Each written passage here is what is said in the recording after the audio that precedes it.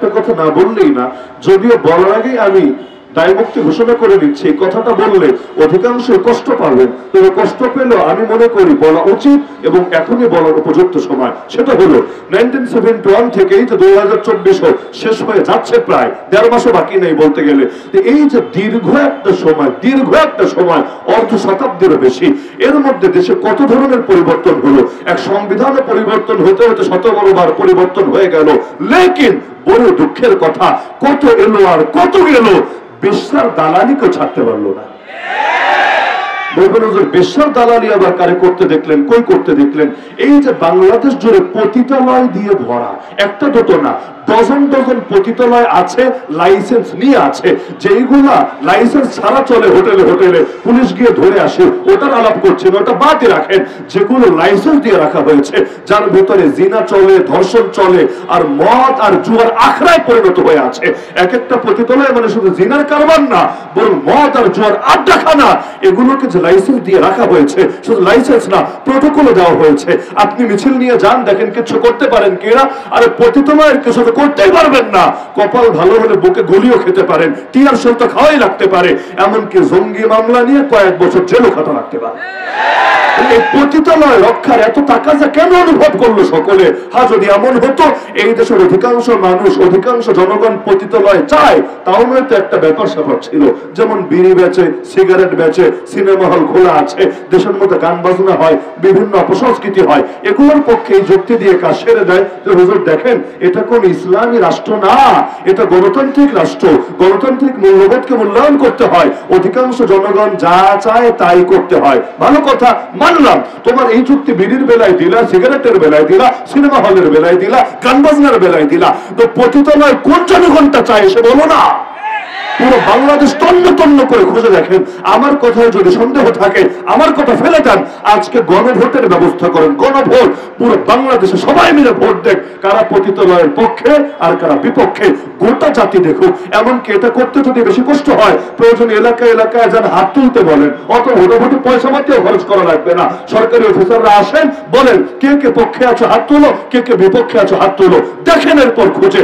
আমি গ্যারান্টি দিয়ে বলতে পারি, 100% কনফিডেন্সের সাথে বলতে পারি, বাংলাদেশে মোট নাগরিক যদি হয়, জনগণ যদি হয় 18 কোটি, ইনশাআল্লাহ 1% পাবেন না, 1% পাবেন না যারা পতিতালয়ের পক্ষে ভোট দেবে। আর গুটি কয়েক পাবেন, কারণ কিছু কিছু হাউন আঙ্কেল সব জায়গায় থাকে। এই টাইপের কিছু ফাজিলরা ওরা চাইতে পারে, কারণ পতিতালয়ে থাকলে ওদের সুবিধা, না হলে লিঙ্ক ভাইরালের আশঙ্কা আছে। বাইরে করলে কখন না কি হয়ে যায় না হয়ে যায়, ব্যাপার স্যাপার আছে। পতিতালয়ে তো পর্যাপ্ত সেফটির ব্যবস্থা আছে, ওখানে আর এইচডি ভিডিও ভাইরাল করবে কে? বিগত আমলগুলোতে কতজন যে হানি ট্রাপে পড়েছে, মধু দিয়ে ফাঁদে ফেলেছে। মধুটা কি? গিয়েছে হয়তো বিদেশে এবং বিভিন্ন প্রয়োজনে হোটেলে থাকতে হয়েছে, এখন রাতের বেলা মনোরঞ্জনের জন্য তারাই ব্যবস্থা রেখেছে। তো রাতের বেলা মনোরঞ্জন তো হয়েছে, সকালে তাকে জানানো হয়েছে রাতের বেলা যা করেছো না, এইচডি ভিডিও মজুদ আছে, গোপন ক্যামেরা দিয়ে ধারণ করে রাখা হয়েছে। এখন কি আমাদের পক্ষে দালালি করবা নাকি ভিডিও পাবলিশ করে দিব? ক্লিয়ার বলো। বহুত বড় বড় ব্যক্তিত্ব, কেউ আর্মি অফিসার, কেউ গোয়েন্দা বিভাগের বড় নেতা, কেউ এমপি, কেউ সচিব, এই টাইপের বহুত বড় বড় মানুষ ব্ল্যাকমেইলের শিকার হয়ে দালালি করেছে। চিন্তা করে দেশ গেলে যাক, জনগণ গেলে যাক, সব গেলে যাক, আর ইজ্জতটা খালি টিকে থাক। যদিও জানে না এভাবে ইজ্জত বাঁচানো যায় না, যারা জাতির সঙ্গে প্রতারণা করে রব্বুল আলামিন দুনিয়াতেও তাদেরকে ইজ্জত নিয়ে মরতে দেয় না। জুলুম আর বেয়াদবি এমন জিনিস, এগুলোর পাকড়াও আখিরাতে না শুধু দুনিয়াতে আসে। তাহলে পতিতালয়ের পক্ষে জনগণ যদি নাই থাকে, পয়েন্ট বুঝেন, জনগণ যদি নাই থাকে, তাহলে পতিতালয় গুলোকে এত কষ্ট করে পেলে পুষে বড় করার কি প্রয়োজনটা পড়েছে? তার মানে ডাল মে কুছ কালা হ্যায়। কারণ এটা গণতান্ত্রিক মূল্যবোধের দাবি না। গণতান্ত্রিক মূল্যবোধ মানে তো অধিকাংশ জনগণের চাওয়া। অধিকাংশ জনগণ চায় এগুলো বন্ধ করা হোক। এমনকি যদি গুলি খাওয়ার ভয় না থাকতো, আমি তো মনে করি মানুষ গিয়ে পতিতালয়ের প্রতি ইট পর্যন্ত খুলে নিয়ে চলে আসতো। কিন্তু সেই জুলুমের ভয় পাচ্ছে না এবং এটা নিয়ে মোবিলাইজ করা হচ্ছে না, জাতিকে জাগ্রত করা হচ্ছে না। আর যদি হতো তাহলে তারা গণভবনে গিয়ে যদি ফ্রিজের মাছও নিয়ে আসতে পারে, আর সেখানে পতিতলায় গিয়ে টিন খুলে আনতে কি বাধাটা বলছে? এগুলো মানুষ জাগে নাই বা সবকিছু একসঙ্গে একসময় মাথায় আসেও না, একসাথে সিরিয়াস হয় না। যেদিন হবে সেদিন দেখবেন ইনশাআল্লাহ এগুলো টিকাতে পারবে না। তো যেটা চায় সেটা দেয় না, যেটা চায় না সেটা দিয়ে রেখেছে। কি চায়? এই যেমন খাতমে নবুয়তের মাহফিল তো এটা, আরে বিগত 50 বছরের অধিক সময় ধরে পুরো বাংলাদেশ জুড়ে এই স্লোগান দেওয়া হয়েছে, নবীর পরে নবী নাই সংসদে। এটাকে আজকেই প্রথম শুনলেন না, সারা জীবন শুনে আসছেন। তো নবীর পরে নবী নাই এই আইন চাচ্ছি, চাইতে চাইতে স্বাধীনতার 53 বছর হয়ে গেল প্রায়, আজও পর্যন্ত নবীর পরে নবী নাই এই আইনটা দিল না কেন? বলবেন হুজুর আইন দিলে কি হবে?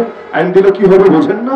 এই যে কাদিয়ানের জন্ম সনদে সরকার লিখে দেয় ধর্ম পরিচয় মুসলমান, আইডি কার্ডে লিখে দেয় ধর্ম পরিচয় মুসলমান, পাসপোর্টে লিখে দেয় ধর্ম পরিচয় মুসলমান।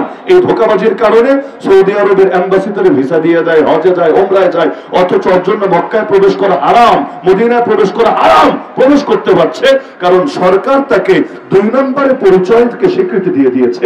এমনকি এই পরিচয়কে কাজে লাগিয়ে কত গ্রামে গিয়ে, আরে গ্রামে সাধারণ মুরব্বী মানুষ তার মেয়ের বিয়ে করে নিচ্ছে, সে তো ভাবছে মুসলমান, কারণ সব জায়গায় তো মুসলমানই লেখা, কিন্তু আসলে তো সে মুসলমান না। এমনকি তাকে তো সালাম দেওয়া জায়েজ হবে না, কাদিয়ানি জানাজা পড়া জায়েজ হবে না, কাদিয়ানিকে মুসলমানের কবরস্থানে দাফন করা জায়েজ হবে না। অথচ কাফের কাফের কাদিয়ানি কাফের, নবীর পরে নবী নাই সংসদে আইন চাই বলতে বলতে মুখে ফেনা উঠে গেল। আজও পর্যন্ত এটা বাস্তবায়নের গরজ নেই। এমনকি সুদ ভিত্তিক অর্থনীতি, আজকে তো বৈষম্যের বিরুদ্ধে সারা বাংলাদেশে কথা হচ্ছে। আল্লাহকে সাক্ষী রেখে বলি, কোন জাতির ভেতরে যদি সুদ থাকে, ওই জাতির ভেতর থেকে জুলুম আর বৈষম্য দূর করা সম্ভব না। সুদ মানে জুলুম, সুদ মানেই বৈষম্য। যারা ইকোনমিক্স এর বেসিক নলেজ রাখে জানার কথা, সুদের ফলাফল এটা, পুঁজিপতি গুলো আরো বড় লোক হতে থাকবে, গরিব আরো গরিব হতে থাকবে, ধনী আর গরিবের বৈষম্য ক্রমশ বাড়তেই থাকবে, বাড়তেই থাকবে। আজকে কি হচ্ছে বাংলাদেশে? 95% মানুষের হাতে ওই পরিমাণ টাকা নাই, বাকি 5% মানুষের হাতে যে পরিমাণ টাকা আছে। গোটা দুনিয়া 800 কোটি মানুষ থাকলে খোঁজ নিলে দেখবেন, আর অধিকাংশ মানুষের হাতে যত পয়সা আছে, গুটি কয়েক মানুষের কাছে এর চাইতে বেশি পয়সা গিয়ে একত্রিত হয়েছে। কিভাবে হলো? এই খেলার সবচেয়ে বড় কারিগরের নাম সুদ। এই সুদ দিয়ে মুসলিম দেশের অর্থনীতি পর্যন্ত সাজানো। আরে যত মাহফিল করেন, যত মাদ্রাসা করেন, যত তাবলীগ করেন, যত খানকা খোলেন, আর যত মসজিদ বানান, কোন দেশের অর্থনীতির মেরুদণ্ড যদি সুদ হয়, ওই জাতিকে আল্লাহর গজব থেকে কিভাবে বাঁচাবেন আমাকে বলেন? সূরা বাকারায় আল্লাহ বলেছেন, আল্লাহর ঘোষণা, যেহেতু কোরআনের আয়াত সহিহ না যায়েফ, এই প্রশ্ন করার কোনো সুযোগ থাকবে না। ফাইল্লাম তাফআলু, আরে বান্দা যদি সুদ ছাড়তে না পারিস, ফাআযানু বিহারবিন মিনাল্লাহি ওয়া রাসূলি, আল্লাহ এবং তার রাসূলের পক্ষ থেকে যুদ্ধের ঘোষণা শুনে নে। বাংলাদেশে কোন বাপের বেটা পারলে দাঁড়িয়ে বলুক, হ্যাঁ আমি রাজি আছি আল্লাহ এবং তার রাসূলের বিরুদ্ধে যুদ্ধ করতে, এবং ওই যুদ্ধে পারবো আমি বিজয় ছিনিয়ে আনতে, এ বুকের পাঠে কারো আছে? যদি না থাকে, সুদ ছাড়তে বাধাটা কোথায়? সুদ ছাড়া তো কল্পনাই করা যায় না। পুরো দেশের অর্থনীতির মেরুদণ্ড বানিয়ে রাখা হয়েছে সুদ। ব্যক্তিগত সুদ খেলে 70টা পাপের সর্বনিম্ন পাপ হলো নিজের আপন মায়ের সাথে জিনা করা সমান। এটা যদি সর্বনিম্ন পাপ হয়, সর্বোচ্চ পাপ কি হবে চিন্তা করেন। তো ব্যক্তি একটা পাপ যদি করতো তাও নয়তো মানা যেত, পুরো রাষ্ট্র যখন এইরকম নিকৃষ্ট পাপে পাপী হয়ে যায়, তাদের উপর গজব আসবে না, কার উপর আসবে? এরপর আফসোস করবো অর্থনীতি তো আগায় না। আরে আমরা তো উন্নত হতে পারি না। আরে পারবা কেমনে? যেই দেশে দুর্নীতি থাকে, সুদ থাকে আর জুলুম থাকে, ওই দেশে উন্নতি এনে দেবেটাকে? নরেন্দ্র মোদীর হাতে কোনো উন্নতি নাই, জাতিসংঘের হাতে কোনো উন্নতি নাই, আর ইউরোপ, আমেরিকা, ইসরায়েলের হাতে কোনো রহমত নাই, বরকত নাই, শান্তি নাই, মুক্তি নাই। সবকিছু একজনের হাতে, নাম তার আল্লাহকে রাজি করবা না আর দুনিয়াতে ভালো থাকবা, এই আশা করে লাভ নাই। ভালো রাখার মালিক একজনই, তিনি ছাড়া কেউ ভালো রাখতে পারে নাই, পারবেও না, পারা সম্ভব না। তাহলে এই যে এতকাল ধরে বেশ্যার দালালি করার ফলাফল কি আমাকে বলুন দেখে? আমার তো মাথায় বোঝে ধরে না। আমি তো দেখি এইটা ছাড়া আর কিছু না। কারণ আমার ভালো মতো জানা আছে, আমার মাদ্রাসায় যেহেতু রাজবাড়িতে, আর বাংলাদেশের সবচেয়ে বড় পতিতালয় তো ওই জেলার ভেতরে অবস্থিত, কি পরিমাণ টাকার কারবার যে চলে। আর বিগত দিনগুলোতে যারা নেতৃত্ব দিয়েছে, আমি তো আর বেশি এক থেকে জানি না, 2018 থেকে দেখছি, 2018 থেকে যা চেঞ্জ হয় নাই, এক লোকই চেপেছিল মাথার উপরে। তো এখন এই যে দীর্ঘকাল পর্যন্ত যে পয়সা পাতির লেনদেন, আমার তো মনে হয় ওয়াজ শোনাতে শোনাতে ওদের কানের পর্দা ফাটায় দিলেও লাভ নাই, এই কাঁচা টাকার লোভর ছাড়তে পারবো না। তাহলে কখন যে কি নীতি শেখায়, একদিকে বলবে সকল ক্ষমতার মালিক জনগণ, মানে জনগণ তোমরা খুশি থাকো, তোমরা সন্তুষ্টিতে থাকো যে তোমরাই তো এই দেশের মূল। আবার আরেকদিকে কথা বলবে পুরো উল্টা। দুইটা পয়েন্ট আমি শুধু ধরাই আপনাদেরকে, আমার বুঝে আসে না, কারো বুঝে আসলে বললেন। যেমন আমাদের সংবিধানের উপরেও লেখা আছে না, বা সব জায়গায় গণপ্রজাতন্ত্রী বাংলাদেশ লেখে না, গণপ্রজাতন্ত্রী। সব গণ রাখেন, তন্ত্রও রাখেন, মাঝখানে প্রজা শব্দটাই খালি দেখেন। বাংলাদেশ যদি প্রজাতন্ত্র হয়, প্রজাটাকে, আর প্রজা যদি একজন থাকে, রাজাও তো থাকবে, রাজা ছাড়া প্রজা হয় না। আর প্রজার এটা রাজা প্রজা এটা একটা আরেকটার জন্য অপরিহার্য, রাজার জন্য প্রজা লাগবে, প্রজার জন্য রাজা লাগবে। এটা যদি প্রজাতন্ত্র হয়, তাহলে প্রজাটাকে আর রাজাটাকে, যদি বলেন আমরা প্রজা, তার মানে ওরা রাজা। যদি ওরা বলেন ওরাই রাজা, তাহলে সকল ক্ষমতার মালিক জনগণ, এটা তো পুরোই ভুয়া, এটার কোনো বাস্তবতা থাকবে না। আর যদি বলেন ওরা প্রজা আমরা রাজা, তাহলে আমাদের কথা দিয়ে সবকিছু হয় না কেন? এই দেশের অধিকাংশ মানুষ তো ইসলাম চাই, ইসলাম, কারণ তারা জানে দুনিয়ার সব মতবাদে ফাঁকি থাকতে পারে, শুভঙ্করের ফাঁকি থাকতে পারে, একমাত্র ইসলাম এমন জিনিস কখনো কাউকে ঠকায় না, ঠকানো সম্ভব না। আজকে কোর্টে যান, মামলা তো প্রায় সবাই খাওয়া আছেন যারা ওই দল বাদে বাকি সব দল করেন। আমাদের হুমায়ুন সাহেব আল্লাহর বান্দা এমন নির্যাতিত হয়েছেন একেবারে শেষ দিকগুলোতে। আপনি যান কোর্টে, গিয়ে একটা কোরআন শরীফ নিয়ে যান, নিয়ে বিচারকের সামনে দেন, মাননীয় জাজ, মাননীয় জাস্টিস, আমি ব্রিটিশ আইনের বিচারও চাই না, আমি ফ্যাসিবাদের আমলের আইন দিয়ে বিচার চাই না, আমি পাকিস্তানি আমলে প্রণীত আইন দিয়েও বিচার চাই না। এই যে কোরআন দিলাম আপনার টেবিলে, এই কোরআন দিয়ে আমাকে বিচার করে দেন। কারণ আল্লাহর কোরআনে এই আয়াত আছে, আফা হুকমাল জাহিলিয়াতি ইয়াবগুন ওয়া মান আহসানু মিনাল্লাহি হুকমান লিকাওমিন ইউকিনুন। আরে বান্দারা কি জাহেলি যুগের শাসন চায়? আল্লাহর চাইতে বিশ্বাসীদের জন্য উত্তম বিধান, উত্তম আইন কে দিতে পারে? কোরআন বলে দিচ্ছে সর্বোত্তম আইনদাতা কে? আর সর্বোত্তম আইনদাতা কে? আল্লাহ। এবার বিচারকরা বলে আল্লাহর আইন দিয়ে আমাকে বিচার করে দেন। এতে যদি আমার কল্লা কাটা যায় তাও আফসোস নাই, এতে যদি আমার বড় ক্ষতি হয় তাও আফসোস নাই, কারণ আল্লাহর আইন মেনে নিতে আল্লাহর বান্দার আপত্তি নাই, থাকার কথা না। যেমন নবীজি জামানে এক সাহাবী নাম মাইজ আসলামী রাদিয়াল্লাহু আনহু এসে বলছে, ইয়া রাসূলুল্লাহ, ইয়া নবী আল্লাহ, আমি জিনা করে ফেলেছি, আমাকে আপনি ইসলামের যে দণ্ড আছে সেই দণ্ডটা দিয়ে দেন, শাস্তি দেন। শাস্তি কি সবাই জানে, তিনিও জানেন। তিনি যেহেতু বিবাহিত ছিলেন, শাস্তি হলো তাকে প্রস্তরাঘাতে মৃত্যুদণ্ড দেওয়া হবে, ইসলামের ফয়সালা। আল্লাহ নবী সাল্লাল্লাহু আলাইহি ওয়াসাল্লাম তাকে প্রথম 3 বার ফিরিয়েছিলেন, কারণ ইসলামের বিধান হলো জিনার শাস্তি, ব্যভিচারের শাস্তি, ধর্ষণের শাস্তি যদিও অনেক কঠিন, কিন্তু এটা প্রমাণ হওয়ার সিস্টেমের চাইতে আরো বড় কঠিন। কিভাবে? 4 জন সাক্ষী একেবারে প্রত্যক্ষ চাক্ষুষ দেখতে হবে, এবং তারা বলতে হবে বিচারকের সামনে গিয়ে, নিজের চোখে দেখেছি এই পুরুষটা এই মহিলার সাথে তার ওই নির্দিষ্ট পথেই জিনা ব্যভিচার করেছে, যেমনি ভাবে সুরমাদানের ভেতর সুরমার লৌহশালাকে ওঠানামা করে, ঠিক নিজের চোখে এভাবে দেখেছি, কোনো অস্পষ্টতা ছিল না দেখার মাঝে। এভাবে 4 জন যদি সাক্ষী দেয় তবেই তার উপর এই শাস্তিটা আরোপ করা হয়। এখন পৃথিবীতে যারাই জিনা করেছে 4 জন মানুষকে সামনে দাঁড় করে জিনা করে নাকি? এটা তো সম্ভবই না। এটা তো করবে একমাত্র সে সমাজের মধ্যে অশ্লীলতা ছড়িয়ে দিতে চায়, যে এছাড়া তো কেউ করবে না। যদি না করে, যতই সাক্ষ্য দেয় যে আমি সিসিটিভি ফুটেজ দেখেছি, যতই বলুক আমি আওয়াজ শুনেছি, যতই বলুক আমার ধারণা হয়েছে, এমনকি 3 জন এসে সাক্ষ্য দেয়, কোনো কাজ হবে না। 4 জন চাক্ষুষ সাক্ষ্য দিতে হবেই হবে। এটা অধিকাংশ ক্ষেত্রেই সম্ভব না, এবং পুরো ইসলামের ইতিহাস ঘেটে দেখেন এভাবে সাক্ষ্যর দ্বারা জিনার শাস্তি আরোপ করা হয়েছে খুব বেশি নজির খুঁজেই পাবেন না। বিকল্প অপশন হলো স্বীকারোক্তি, সাক্ষ্য প্লাস স্বীকারোক্তি। সাক্ষ্য তো নাই, কিন্তু অপরাধী নিজেই যদি স্বীকার করে, এখানেও ইসলাম করা যে 3 বার পর্যন্ত তাকে ছেড়ে দেওয়া হবে না। মনে হয় তুমি চূড়ান্ত কিছু করো নাই, প্রাথমিক কিছু করেছো, যাও চলে যাও, কিন্তু 4 নম্বর বারে সে যদি সাক্ষ্য দেয় না আসলেই সে জিনা করেছে এবং সে চায় যা সাজা হওয়ার দুনিয়াতেই হয়ে যাক, কারণ দুনিয়ার সাজা সহর ক্ষমতা আছে, জাহান্নামের আযাব সহর ক্ষমতা নেই। তো মাইজ আসলামী রাদিয়াল্লাহু আনহু এই কাজটাই করলেন। 4র্থবারে তিনি সাক্ষ্য দিয়ে দিলেন, যদিও জানেন এর পরিণতি কি হবে। আল্লাহ রাসূল সাল্লাল্লাহু আলাইহি ওয়াসাল্লাম এবার তার ব্যাপারে রায় দিয়ে দিলেন, ঠিক আছে, তাহলে তাকে পাথর মেরে হত্যা করা হবে।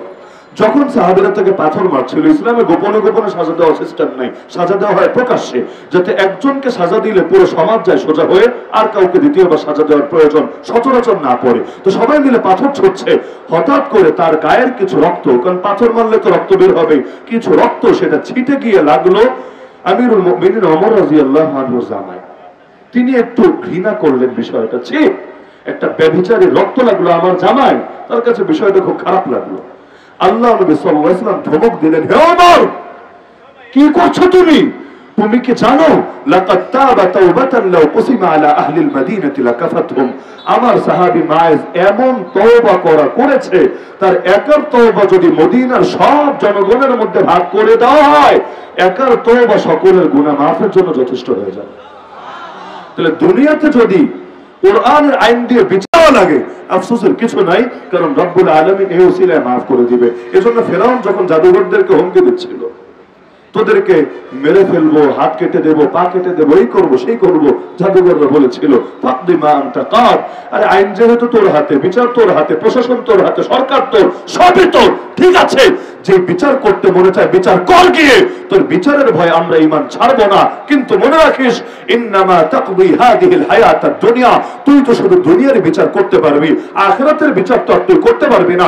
তো এই যে তুই আমাদের মারলি, রক্তের প্রথম ফোঁটা গড়িয়ে পড়ার আগেই ইন্না ইলা রাব্বিনা লামুনকালিবুন, আমরা আমাদের রবের কাছে ফিরে যাব। আর দিলে বড় আশা, ইন্না নাতমাউ আন ইয়াগফিরা লানা রাব্বুনা খাতায়ানা, এই কুরবানির উসিলায় আল্লাহ আমাদের জীবনের সব পাপগুলোকে মাফ করে দিবেন।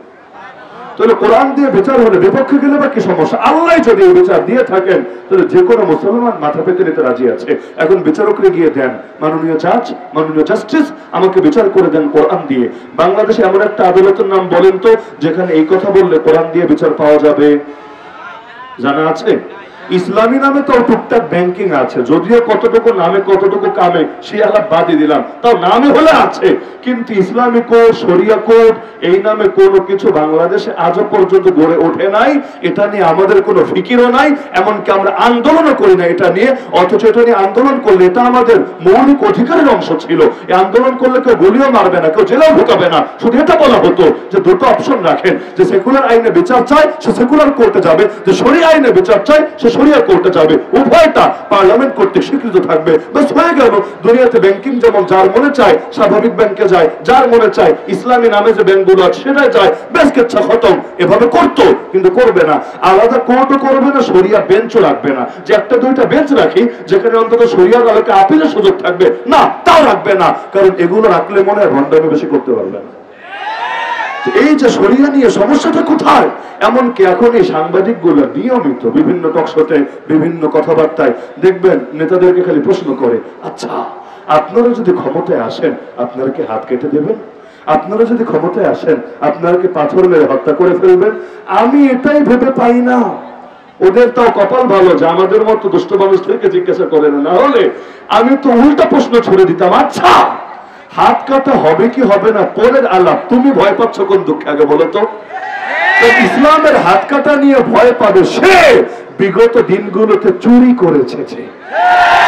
তাও ইসলামে চুরি এত সোজা না যে একটা ললিপপ চুরি করেছে, একটা পটেটো চিপস চুরি করেছে আর ধরে বেচারার হাত কেটে দিবে, এত সোজা না। মোহরের সর্বনিম্ন পরিমাণ যেটা, আর চুরির ক্ষেত্রে হাত কাটার জন্য সর্বনিম্ন মাপ হলো সেটা, আরবিতে 10 দিরহাম। 10 দিরহাম পরিমাণ যদি চুরি করে সেই ক্ষেত্রে হাত কাটা হবে, অন্য ক্ষেত্রে কাটা হবে না। তো ভাই চুরি যদি না করো, তোমার চেহারা মুখে আতঙ্ক প্রকাশ পাওয়া তো উচিত না। একইভাবে পাথর মেরে হত্যা করা হয় কাকে? বিয়ে করার পর আকাম ছাড়তে পারে নাই যে, তো বিয়ে করার পর ছাড়তে পারো না কেন? আর যদি ছাড়তে পারোই তাহলে এই প্রশ্ন তোমার জন্য না, এটা নিয়ে তোমার কোনো ভয় পাওয়ার কোনো কারণই নাই। তাহলে দেখা যাচ্ছে যে আল্লাহর জমিনে আল্লাহর বান্দাকে আল্লাহর দ্বীন মান্য করে সুযোগ দেওয়া হচ্ছে না। লা ইলাহা ইল্লাল্লাহ, এক আল্লাহ ছাড়া দ্বিতীয় কারো ইবাদত করি না, এটাই তো লা ইলাহা ইল্লাল্লাহর অর্থ। অথচ আপনাকে বাধ্য করা হবে আল্লাহকে বাদ দিয়ে গায়রুল্লাহর ইবাদত আপনাকে করতেই হবে। কিভাবে? গায়রুল্লাহ নীতি আপনাকে মানতে হবে, গায়রুল্লাহ যা বলবে সেটাকে চূড়ান্ত ধরতে হবে। এটা নিয়ে একটু শব্দ বলতে পারবেন না, না হলে আপনার খবর আছে। এজন্য আমাদের শব্দগুলো মাশাআল্লাহ একদম সেই শব্দ দিয়ে দিলের কথা বোঝা যায়। এই যেমন একটু আগে শুনলাম, একদিকে বলবে সকল ক্ষমতার মালিক জনগণ, আর একদিকে নাম দিবে প্রজাতন্ত্র। আরো মজার ব্যাপার আছে, রাষ্ট্রপতি, প্রেসিডেন্টের বাংলা অনুবাদ এটা করে রাষ্ট্রপতি। রাষ্ট্রপতি মানে কি? পতি মানে স্বামী, জানেন না? অনেক মহিলাকে বলে না পতি ভক্ত, তার মানে কি স্বামী ভক্ত। রাষ্ট্রপতি মানে ধরেন জনাব চুপ্পু সাহেব আছেন, তিনি হলেন রাষ্ট্রের স্বামী। তো তিনি যদি স্বামী হন, বউটাকে প্রশ্ন আসবে না, বউটাকে? বউকে আপনারা বলবেন হুজুর আমরা নিজেরাই তো আরেক বউয়ের স্বামী, তাহলে আপনারা নিজেরাই যদি স্বামী হন তাহলে বউটাকে না পুরো রাষ্ট্রটাই বউ। আচ্ছা বলবেন না হুজুর স্বামী মানে মালিক, এই অর্থে রাষ্ট্রপতি মানে রাষ্ট্রের মালিক তিনি। তো তিনি যদি রাষ্ট্রের মালিক হন, আমরা কি?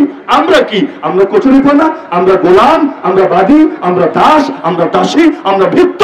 এই জন্যই তো আজকে দেশের অবস্থা। একজন নিজেকে মালিক মনে করবে, রাজা মনে করবে, অন্যদেরকে প্রজা মনে করবে, অন্যদেরকে গোলাম মনে করবে।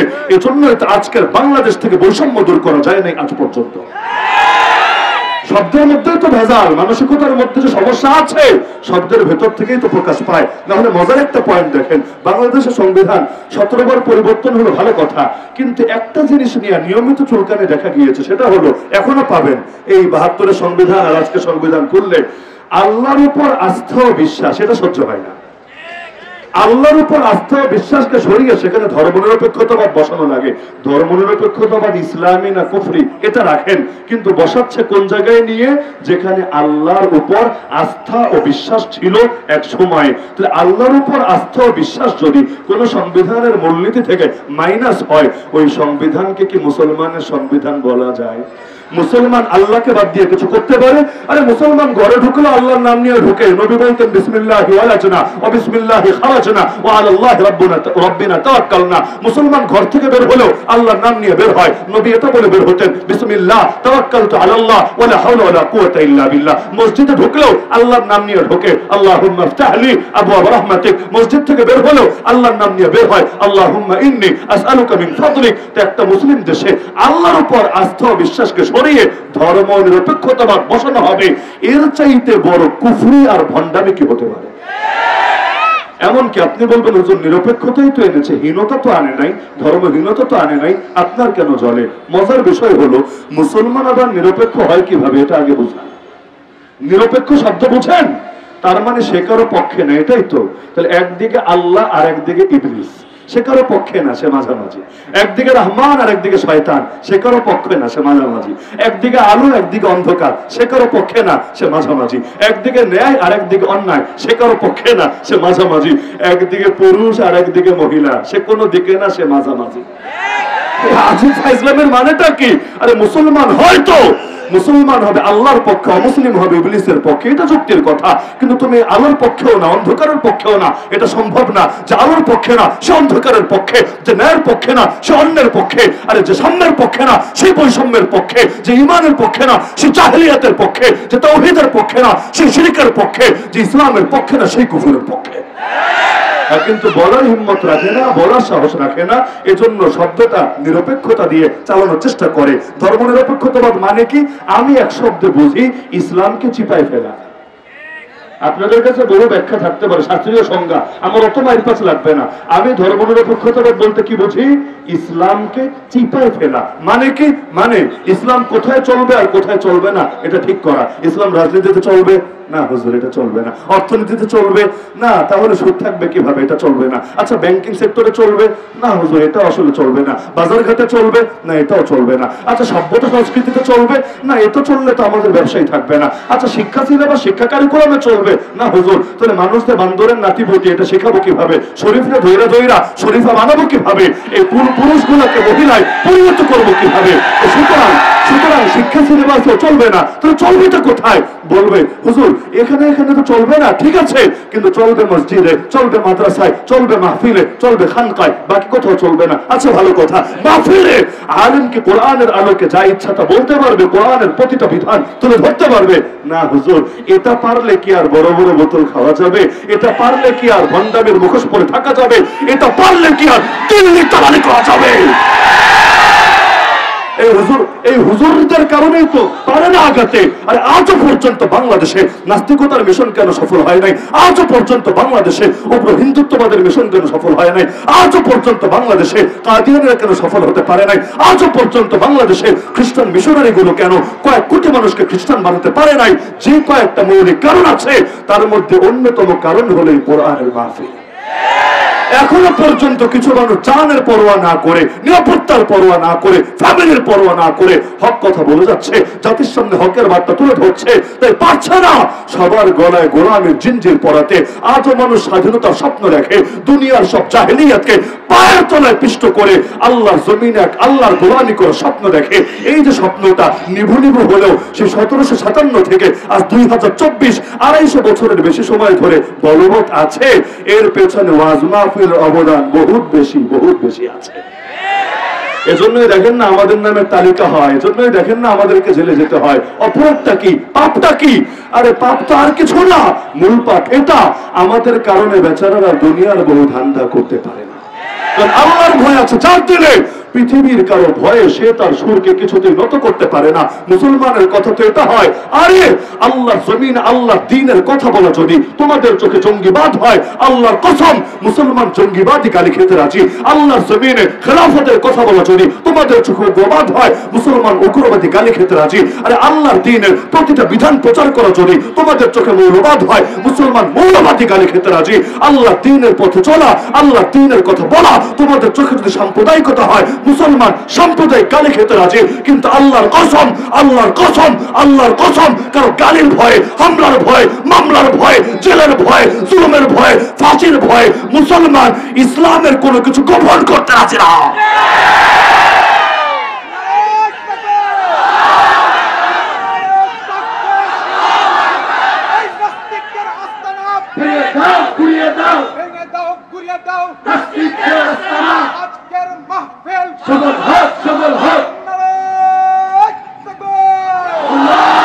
আল্লাহর নবী রহমতের নবী ছিলেন বলেই যখন নবীকে তয়েফে রক্তাক্ত করা হলো, আল্লাহ নবীকে মক্কা থেকে বের হতে বাধ্য করা হলো, কিন্তু নবী রহমত ছিলেন বলেই তাদের জন্য দোয়া করেছিলেন। ওরা গজবে আক্রান্ত হয় নাই যেমন পূর্বের জাতিগুলো গজবে আক্রান্ত হয়েছিল। ফলাফল এই লোকগুলোর হেদায়েতের দুয়ার খুলে গিয়েছিল। যে তয়েফবাসী নবীরা মেরেছিল, নবী বলেছিলেন আল্লাহ দিলে বড় আশা, ওরা মুসলমান না হলে পরবর্তী প্রজন্ম মুসলমান হবে। আল্লাহর কি কুদরত, পরবর্তী প্রজন্ম লাগে নাই। মক্কা বিজয়ের পর তারাই নবীর সামনে এসে হাঁটু গেড়ে বসে কালেমা পড়ে মুসলমান হয়ে গেছে। দ্বিতীয় কারণ হলো, আরে দুনিয়াতে অনেক জিনিস দেখতে একরকম মনে হলো বাস্তবে একরকম না। বলবেন কিভাবে? ডাকাতের হাতেও ছুরি থাকে, ডাক্তারের হাতেও ছুরি থাকে, থাকে না? কিন্তু দুই ছুরি কি এক ছুরি? ডাকাতের ছুরি যদি আপনাকে পোস্ট দেয়া লাগবে না, যদি দেখায়, ওইটা কিন্তু ডাকাতি অনেক বেড়ে গেছে, প্রচুর বেড়ে গেছে। এবং এমন এমন ডাকাতি হচ্ছে, আগে তো দেখাতো মাল সামানা দিয়ে দিলে ছেড়ে দিত, আর এখন ধরে কোপ শুরু, মানে দিবেন কি দিবেন না পরে এলাম। আগে আপনার 2টা 4টা দিয়ে নিবে, তারপর আপনার কাছে চাওয়া লাগবে না, নিজেই চেক দিয়ে যা আছে নিয়ে নিবে। এমনকি বাংলাদেশে তো আলেম ওলামার উপর এখন নিয়মিত ডাকাতি চলছে, নিয়মিত। যদিও এটা টার্গেট করে কিনা নাকি অন্যভাবে আল্লাহ ভালো জানে। আর কত সরকারি তো আসে যায়, আলেম ওলামার নিরাপত্তা নিয়ে কে ফিকির করে, কে ফিকির করে? এমনকি যে পাকিস্তানকে নিয়মিত গালি দেয়, দেখেন পাকিস্তানের আলেম ওলামারা যখন চলে, যখন ভাষণ দেয়, কেমন প্রটোকল তাদেরকে দেওয়া হয়। রাষ্ট্রের পক্ষ থেকে আলাদা মানে বাহিনীর সদস্যই নিযুক্ত রাখা হয় যে তোমরা এই আলেমদের সঙ্গে সর্বদা নিরাপত্তা দিবা, তাদের নিরাপত্তা নিশ্চিত করবা। আর বাংলাদেশে সবার জীবনের দাম আছে, খালি হুজুরদের জীবনের দাম নাই, সব দাম তাদের, আর হুজুর একেবারে সস্তা। তো এই যে ডাকাতিগুলো যে হয় রাস্তাঘাটে, ডাকাতি ইদানিং বাড়ার একটা কারণ আমার কাছে মনে হয়, এমনি তো একটা শুনেছি যে অভাবে স্বভাবগ্রস্ত হয়, দুর্ভিক্ষ দেখা দিলে চুরি ডাকাতি বেড়ে যায়। তবে এখন তো দুর্ভিক্ষ দেখা দেয় নাই। তবে আমি মনে করি গত 3 মাস আগ পর্যন্ত যারা অন্য তরিকায় সহজে কামাতে পারত, এখন তো রাস্তা বন্ধ।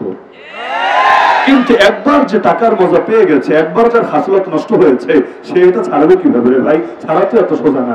এজন্য আমরা দেখতাম জেল খেটেছে 10 বার তো চুরি ছাড়তে পারে না, জেল খেটেছে 20 বার তো ডাকাতি ছাড়তে পারে না। এতদিন এক তরিকায় কামাতো, তরিকা তো বন্ধ, এখন আসল তরিকায় ফিরে গিয়েছে এবং এই তরিকা দিয়েই নিজেদের পেটটাকে অন্তত চালায় নেওয়ার চেষ্টা চালাচ্ছে। হাকিকত আল্লাহই ভালো জানেন। তো ডাকাত যদি ছুরি দেখায় আপনাকে, আপনি কি দোয়া দিবেন না বদদোয়া দিবেন? আপনি কি খুশি হবেন না বেজার হবেন? আর ডাক্তার ছুরি দেখানো লাগবে না, ছুরি দিয়ে যদি পেট কেটেও ফেলে, পেট কেটে সিজার করে বাচ্চা বের করেছে, ওর কোনো অঙ্গ পচে গিয়েছিল, কেটে ফেলে দিয়েছে, আপনি কিন্তু বদদোয়া দেবেন না, লানও দেবেন না, গালি দেবেন না, উল্টা মোটা টাকার বান্ডিল ধরাইয়া দিবেন। আসার সময় বলবেন স্যার, ও স্যার আপনার মতো কাটাকাটি কেউ করতে পারে না, আপনি কাটাকাটিতে ভীষণ এক্সপার্ট, আমার ফ্যামিলিরও যদি সামনে কারো কাটাকাটি লাগে নিয়ে আসবো আপনার কাছে, সুন্দর কাইটা দিয়ে আমি মাল ধরাইয়া দিব আপনার হাতে, সহজ হিসাব নিকাশ। ডাক্তার কাটলো, থ্যাংক ইউ দিল, পয়সা দিল, ডাকাত কাটলো অথবা দেখালো, সারা জীবন বদদোয়া দিল। ছুরি তো ভয়টাই ছুরি, পার্থক্য আছে নাকি নাই? খুনির হাতেও বন্দুক থাকে, আবার আইন শৃঙ্খলা বাহিনীর হাতেও বন্দুক থাকে, যদি আসলেই আইন শৃঙ্খলার কাজে নিয়োজিত থাকে আর কি। আর না হলে অন্য কাজে নিয়োজিত থাকলে কি হয়, এটা তো রায়েরবাগবাসী সবচাইতে মনে হয় ভালো জানা আছে। বাংলাদেশের নতুন স্বাধীনতার পেছনে, যদি ওটাকে স্বাধীনতা আসলে এই শব্দ বলা উচিত কিনা আমি জানি না, কারণ এক দেশ আবার দুইবার স্বাধীন হয় কিভাবে, তবে এই ফ্যাসিবাদ থেকে মুক্তি পাওয়া, জুলুম থেকে মুক্তি পাওয়া, এর পেছনে পুরো বাংলাদেশের মধ্যে আমার মনে হয় এই যাত্রাবাড়ি থেকে শুরু করে এই যে চিটাগাং রোডের মাঝখানের যে জায়গাটা, একসময় এদের নামগুলো স্মরণ করে লেখা হবে। আল্লাহ তাআলা তাদের হিম্মতকে আরো বাড়িয়ে দেখ, এবং যে ভাইয়েরা শহীদ হয়েছে আল্লাহ সবাইকে জান্নাতুল ফেরদৌস নসিব করুন। তো এখন এই যে দেখা গেল আইন শৃঙ্খলা বাহিনীর হাতে অস্ত্র, ডাকাতের হাতে, খুনির হাতে অস্ত্র, দুই অস্ত্র এক না। ইসরায়েলের বাহিনীর হাতে অস্ত্র, ফিলিস্তিনের মুক্তিকামীদের হাতে অস্ত্র, দুই অস্ত্র এক না। ডাকাতের হাতের ছুরি গজবের ছুরি, ডাক্তারের হাতের ছুরি রহমতের ছুরি, খুনির হাতের বন্দুক গজবের বন্দুক। আইন শৃঙ্খলা বাহিনী যদি আসলে আইন শৃঙ্খলার কাজে নিয়োজিত থাকে, তার হাতের বন্দুক সমাজবাসীর জন্য রহমতের বন্দুক। ইসরায়েলের জায়নিস্টদের হাতের বন্দুক, আরে সেই বন্দুক গজবের বন্দুক। ফিলিস্তিনের মুক্তিকামীদের হাতের বন্দুক, সেই বন্দুক রহমতের বন্দুক। আবু জাহেলের হাতেও ইয়া বড় তরবারি, মুহাম্মদ রাসূলুল্লাহ সবাই বলেন সাল্লাল্লাহু আলাইহি সাল্লাম, তার হাতে ইয়া বড় তরবারি। দেখতে দুটোই তরবারি, কিন্তু দুই তরবারি এক না। আরে আবু জাহেলের হাতের তরবারি জঙ্গিবাদের তরবারি, টেররিজমের তরবারি, সন্ত্রাসের তরবারি। মুহাম্মদ রাসূলুল্লাহর হাতের তরবারি পবিত্র জিহাদের তরবারি, রহমতের তরবারি। তাহলে জিহাদ মানে কি সন্ত্রাস না সন্ত্রাস দমন? জিহাদ মানে সন্ত্রাস না সন্ত্রাস দমন? আল্লাহ রসুলের তলোয়ার গর্জে উঠলে আবু জাহেলের তলোয়ারের পতন হবে। আর আবু জাহেলের তলোয়ার যদি গর্জে ওঠে, তাহলে ইসলাম আর মুসলিম উম্মাহ আলো, পৃথিবীর মধ্যে সত্য, এই শান্তি, এগুলোর কি পরিণতি হবে? সুতরাং আল্লাহ নবীর প্রতিটা আদর্শে রহমত, ওয়া মা আরসালনাকা ইল্লা রাহমাতাল লিল আলামিন। যেই যেই ক্ষেত্রে নবীকে মাইনাস করবেন, ওই ওই ক্ষেত্রে রহমত মাইনাস হবে। যেই যেই ক্ষেত্রে নবীকে প্লাস করবেন, ওই ওই জায়গায় রহমত এসে প্লাস হবে। নবীর আদর্শ জিন্দা করতে রাজি আছেন না ইনশাআল্লাহ? কালেমা পড়লেন যার নামে, তার আদর্শ তো গ্রহণ করবেন, এটাই যুক্তির কথা, এটাই বুদ্ধির কথা। লা ইলাহা ইল্লাল্লাহ মুহাম্মাদুর রাসূলুল্লাহ, গন্তব্য আল্লাহ, পথের নাম মুহাম্মাদুর রাসূলুল্লাহ। আল্লাহ পর্যন্ত পৌঁছতে চাইলে এই একটা পথে ধরতে হবে। সুতরাং মুসলমান প্রতিটা ক্ষেত্রে নবীজির আদর্শই আঁকড়ে ধরবে। এতে গালি দিতে মনে চাইলে দেখ গিয়ে, এখন গালি বের হয়েছে ধর্মান্ধ, গালি বের হয়েছে মৌলবাদী। ধর্মান্ধের ব্যাখ্যা কি দেয়? সব জায়গায় যে ধর্মরে টানে, নিজের ধর্মরে অন্ধের মতো মানে, সে হলো ধর্মান্ধ। তো ভালো কথা, ধর্মান্ধের বিপরীত শব্দ কি? তোমরা ধর্মচক্ষুষ্মান, ঠিক আছে, তোমরা ধর্মচক্ষুষ্মান, আমরা ধর্মান্ধ। তোমরা চোখ দিয়া সব দেখো, আমরা না দেখো মানি, ঠিক আছে। আলিফ লাম মিমের ভেতর কি কি দেখো বলো দেখি? কোরআন তো শুরুই হলো আলিফ লাম মিম দিয়ে। তুমি তো অন্ধ না, তুমি তো চক্ষুষ্মান, দেখে দেখে বুঝা বুঝা মানো। বাট আলিফ লাম মিমের ভেতর কি আছে ঠিকঠাক বলবি, না হলে তোর ঠ্যাং ভেঙে দেওয়া হবে। ঠিক আছে, বলবে না হুজুর, এটা তো না বুঝাও মানতে হবে। তো না বুঝা যদি মানো, তোমারও কাফেররা গালি দিবে ধর্মান্ধ বলে। আজকাল মুসলমান গালির ভয়ে হক কথা বলে না। চিন্তা করে, এই কথা বললে জঙ্গি গালি ফ্রি, এই কথা বললে সন্ত্রাসী গালি ফ্রি, এই কথা বললে রাজাকার গালি ফ্রি। আরে গালির ভয়ে দমে যাওয়া মুসলমানের শান না। আল্লাহ নবীকে কম গালি দেওয়া হয় নাই, তো গালির কারণে তিনি দমে যান নাই। আমাদের ছাত্ররাও দেখিয়ে দিয়েছে আলহামদুলিল্লাহ, রাজাকার বলে গালি দেওয়া হয়েছে, ফলাফল যা হওয়ার তাই হয়েছে। যদি বেচারি বুঝতো এক রাজাকার শব্দের ঠেলা কি হতে পারে, প্রয়োজনে আর বিকল্প বহু শব্দ বললো, এই শব্দ বলতো না। বিগত দিনে রাজাকার আর জঙ্গি, রাজাকার আর জঙ্গি, এই দুইটা হলো রাজনীতির অন্যতম হাতিয়ার। আল্লাহর কি কুদরত, দুই শব্দ ঘুরে গিয়ে তাদের উপর গিয়ে পড়েছে। আর পোলাপান রাজাকার বলে বলে আন্দোলন করে করে দেশ ছাড়া করেছে, আর তাদের দলের একাংশকেই ইতিমধ্যে জঙ্গি সংগঠন, নিষিদ্ধ সংগঠন বানিয়ে ফেলেছে। আমরা যখন জেলে গিয়েছিলাম, ওই সময় চিন্তা করতাম, আহা, কখনো কি দিন ঘুরে যেতে পারে?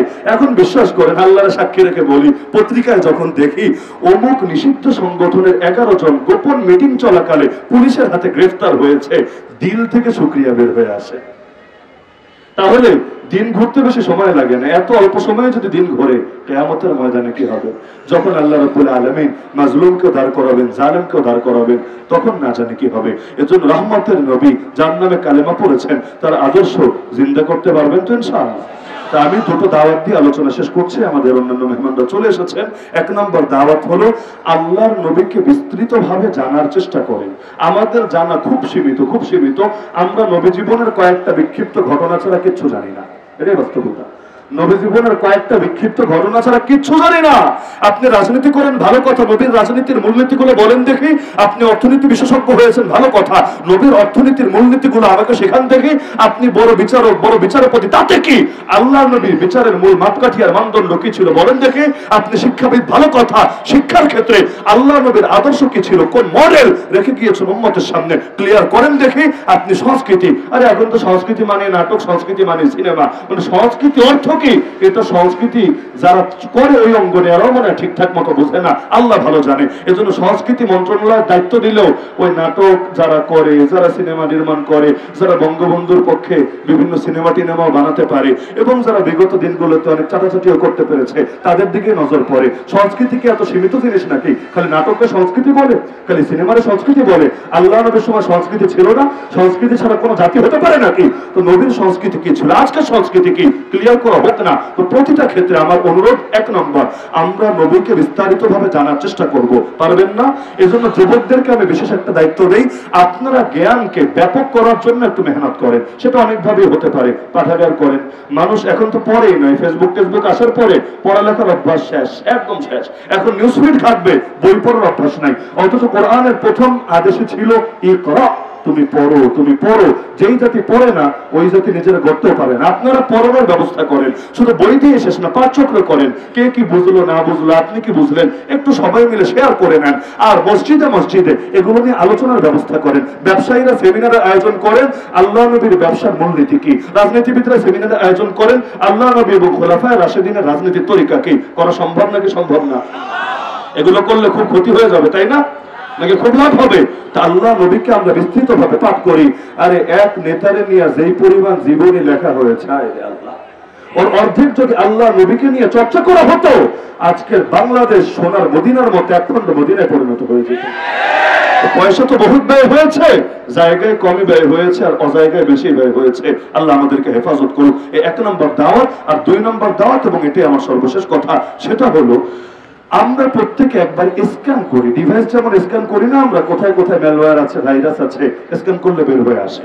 আবার নেতারা বিদেশে গিয়ে ফুল বডি চেক আপ করে। কেন? ওদের, আমি তো আগে বলেছেন, ওদের জীবন অনেক দাবি। শরীরের কোনো কোনাকাঞ্চি চিপায় চাপায় কোনো রোগ টোগ রয়ে গেল কিনা, এই রোগের কারণে বেচারার হায়ার টায়াত আবার কমে যায় কিনা, তা আমরা বললে মরবো, সমস্যা নেই, ওরা বেঁচে থাকুক। এজন্য ফুল বডি চেক আপের ব্যবস্থা করে। আমরাও আমাদের ইমানটা একটু চেক আপের ব্যবস্থা করি, ইমানটা একটু স্ক্যান করি। পারবো না ইনশাআল্লাহ? যাদের জ্ঞান আছে, আল্লাহ পর্যাপ্ত জ্ঞান দিয়েছেন, ফরজে আইন পরিমাণ ইলম হাসিল করেছেন, আপনার জ্ঞান দিয়ে একটু চেক করেন না ইমান কি আছে না গেছে। কারণ ইমান আনলেই শেষ না, ইমান নিয়ে মরাও লাগবে, একবারে নিয়ে শেষ না। রমজানে সাহারি খেলেই রোজা হয় না, ইফতার পর্যন্ত রোজা ধরে রাখা লাগে। মাঝখানে দুপুরবেলা যদি কাম ঘটায় দেন, নতুন বিয়ে শাদী করেছেন, অফিস থেকে ফিরে এসে মাথা ঠিক নাই, কামজা ঘটনা ঘটিয়ে দিয়েছেন, এরপর আবার ইফতার খেয়ে তৃপ্তি ঠেকুর তুললেন, যাক আমার রোজা আদায় হয়েছে। রোজা কি হয়েছে না বরবাদ হয়েছে?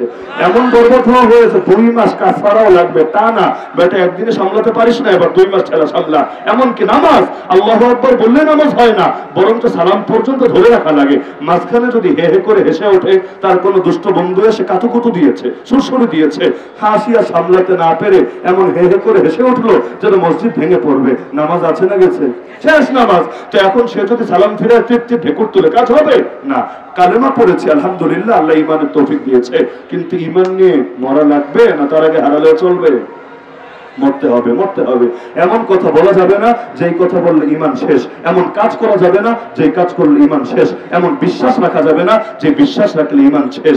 আন্দোলনের পরে কতজন বলল মোরা বিধাতার মতো নির্ভয়, নাউযুবিল্লাহ, মোরা বিধাতার মতো নির্ভয়, মানে আল্লাহর যেমন ভয় নাই আল্লাহর মতো আমাদেরও ভয় নাই, নাউযুবিল্লাহি মিন যালিক। আরে নবীকেও আল্লাহর সঙ্গে তুলনা দেওয়া যায় না, আর তুমি কোন ক্ষেতের মূলে হয়ে গেছো, তুমি আল্লাহর মতো হয়ে গেছো। এই একটা বাক্য যদি জেনে বুঝে বলে বেঈমান, তার ইমানদার বলার সুযোগ থাকবে না। মূলনীতি বলে সকল ক্ষমতার মালিক জনগণ, এজন্য জনগণকে খুশি রাখতে হবে। যদিও ভুয়া, জনগণকে কেউ খুশি করে না, কেউ খুশি করে অরে, কেউ অরে, কেউ অরে, কিন্তু ক্ষমতার মালিক আবার জনগণ হয় কিভাবে? ক্ষমতার মালিক কে? ক্ষমতার মালিক কে? ক্ষমতায় বসানো তিনি, ক্ষমতা থেকে সরানো তিনি। আজকে তো সবাই পেরেশান, মাস্টার মাইন্ড কে? আরে আসল মাস্টার মাইন্ড উপরে। দুনিয়া আমার মাস্টার মাইন্ড কি? তিনি যখন চেয়েছেন তখন হয়েছে, যখন চান নাই তখন হয় নাই। পৃথিবীতে কিচ্ছু হয় না, পৃথিবীর কেউ কোনো ফয়সালা করতে পারে না। লা হাওলা ওয়ালা কুওয়াতা ইল্লা বিল্লাহ। এজন্য প্রত্যেককে ঈমানটা নিয়ে একটু চেক দিব আমরা, যাতে করে ঈমান ভঙ্গের কারণ আছে কিনা ধরা পড়ে। ভাইরাস থাকলে এগুলোকে কিল করা যায় আগে আগে। ঈমানটা নিয়ে যাতে মরা যায়, কালেমা জপতে জপতে যাতে শেষ নিঃশ্বাস ত্যাগ করা যায়। আল্লাহ রাব্বুল আলামিন সবাইকে তৌফিক দান করুন। খাতামুন নবীয়্যিন রাহমাতুল লিল আলামিনের অনুসরণ করার জীবনের প্রতিটা ক্ষেত্রে তৌফিক দান করুন। আমিন। ওয়া আখিরু দাওয়ানা আলহামদুলিল্লাহি রাব্বিল আলামিন।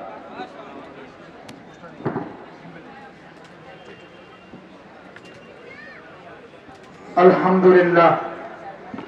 ঢাকার আরবাক ঐতিহাসিক খতমে নবুয়ত সম্মেলন